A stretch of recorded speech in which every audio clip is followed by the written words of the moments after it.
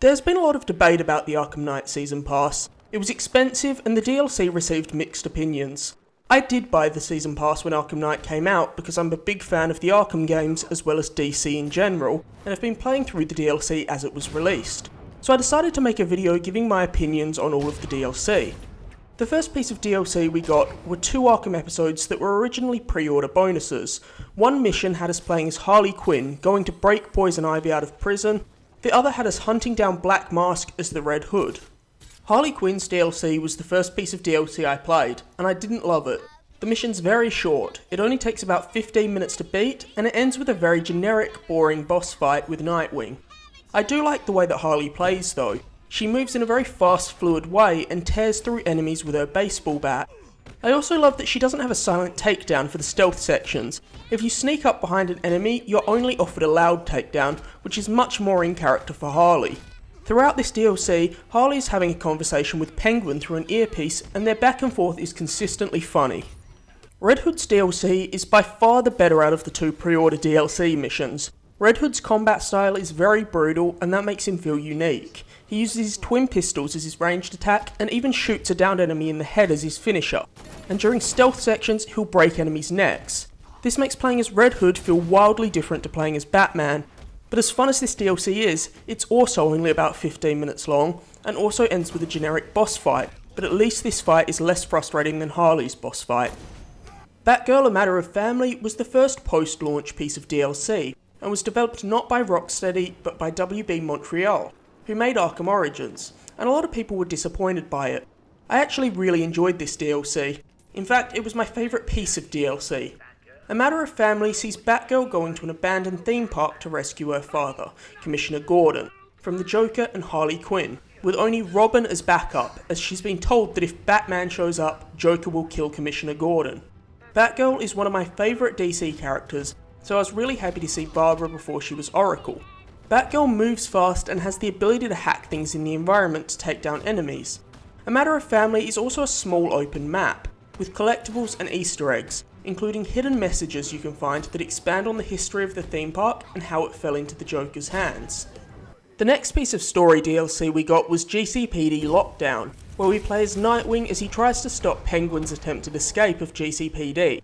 This was my least favourite piece of DLC by far. There's very little story, not much in the way of interesting dialogue, and very standard gameplay in a reused environment. The only positive thing I can say about the DLC is that Nightwing is fun to play as, but you've already experienced that in the main game. A Flip of a Coin is one of the last 2 Arkham episodes and stars Robin while he's on a mission to arrest Two-Face. Robin spends a good chunk of this episode talking to Oracle, and their dialogue is some of the best of all the DLC. A Flip of a Coin also presents some pretty challenging and fun combat scenarios, but it's also very short. Catwoman's Revenge sees Catwoman breaking into Riddler's hideout to destroy it whilst he's in prison to get her revenge. I liked the fights against Riddler's robots in the core game, and they're also very fun here. This DLC is also a great example of Arkham Knight's great dialogue, as Riddler calls Catwoman from prison and slowly gets more desperate as Catwoman gets closer to destroying his work. Season of Infamy adds 4 more series of missions. The last piece of story content is also the biggest. My playthrough took over 2 hours. It felt good to be dropped back into the open world of Gotham for these missions. The Mr. Freeze missions are once again focused around Nora, Mr. Freeze's wife, who he has cryogenically frozen as she's dying from an incurable disease that Freeze is trying to develop a cure for. These missions feel pretty familiar, but are nevertheless a good send-off for one of the Arkham universe's recurring villains.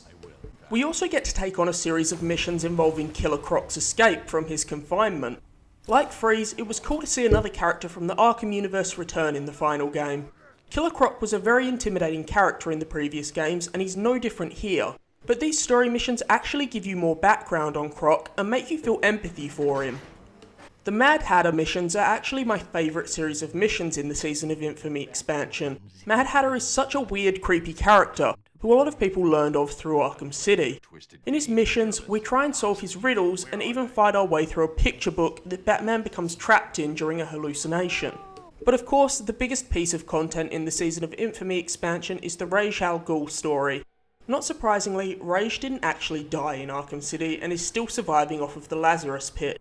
Fighting Ray's League of Assassins always requires a little more thought than fighting generic grunts. However, I didn't think that the story found in these missions was very good, and the inclusion of a choice at the end doesn't really work in this universe, as it seems like there's only one real answer for Batman. There was also a handful of new Batmobile tracks added, but I wasn't a fan of these, and I don't see why anybody would really feel the need to play these unless you really want the trophy or achievement attached to them. And of course, a lot of skins were released. The skins for the characters were mostly great in my opinion. I particularly liked the Dark Knight Returns and Flashpoint skins for Batman and the New 52 skin for Nightwing. I do think the Batmobile skins were a letdown though.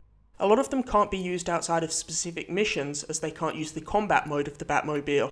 I also think visually most of the Batmobile skins were pretty lackluster. So should you buy the Arkham Knight DLC? It depends. If you're a hardcore DC or Arkham fan, I'd say so.